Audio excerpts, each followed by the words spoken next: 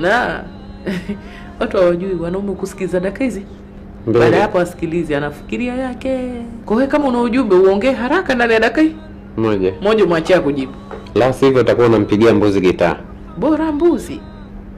Umewasha TV umemweka mbwa ndo angalie.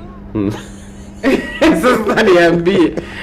Wewe utakuwa na kiwe wakati siporo kalime, wewe umemweka TV mbwa angalie Kokomelo. Wewe kama una message zako za kutimiza, timiza nani dakika. Na hiyo dakika moja uweze kufikisha ujumbe kwa wafoka. Habari, salama, wajambo, si jambo, wajisikiaje leo? Salama. Bwana, jana mimi umenitia huzuni. Useme umenikasirisha. Umenitia huzuni. Kwa nini? Nilikutuma kitu akiwa umekisahau. Naomba Mungu akikujalia leo ukikumbuke. Hata kama kichwa chako iko kama jiwe utakikumbuka tu.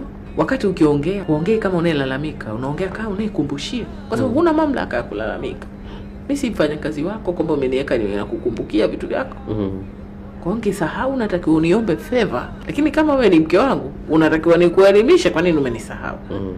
Hiyo ndo tofauti. Sasa hiyo wasichana wengi sasa hawataki. Mimi pia na mamlaka kama mke. Wewe mamlaka yako ni kuhoji tu kwa wapi waja saa ngapi. Hiyo ndo mamlaka yako. Na mtu wale. Kwa nini huli? Mimi nimepika, nimeweka roho yangu yote kwenye kupika huko.